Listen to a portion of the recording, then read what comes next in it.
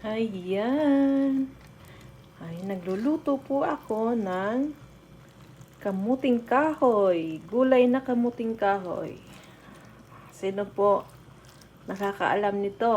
Mga taga-probinsya lang ang may alam nito. Na gulay na kamuting kahoy na pwedeng iulam. Ayan. Ang sarap niyan. Sa amin po sa Bicol, ito po yung aming inuulam lagi. Gulay na kamuting kahoy. Talbos na kamuting kahoy. Ayan.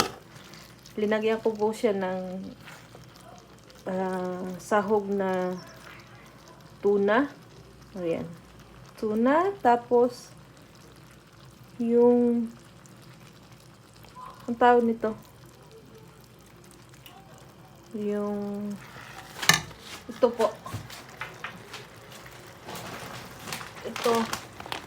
ito sinahogan ko ng ganyan, binigay po sa akin ng kaibigan ko. Ayan, thank you sa aking kaibigan na nagbigay niyan, pwedeng pang sahog.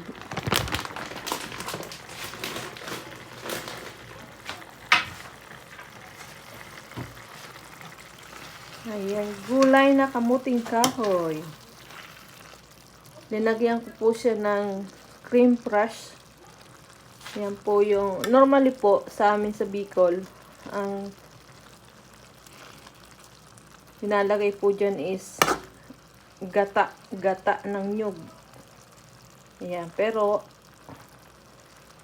since wala akong gata, ang nilagay ko po is cream crush. Ayan, cream crush na masarap ilagay sa kahit anong pang gata. Kung walang gata, cream crush ang ilagay para masarap. Tapos mamaya lalagyan ko ng sili. Konting sili lang para makain ng mga anak ko din. Ayan. Sarap niyan. Yung kamuting kahoy po is nabili ko sa Asian, hindi siya Asian market eh. African shop. Doon sa African shop po nabili dito sa amin. Dito sa Diperdongs, Luxembourg. Marami silang naka-frozen na gulay na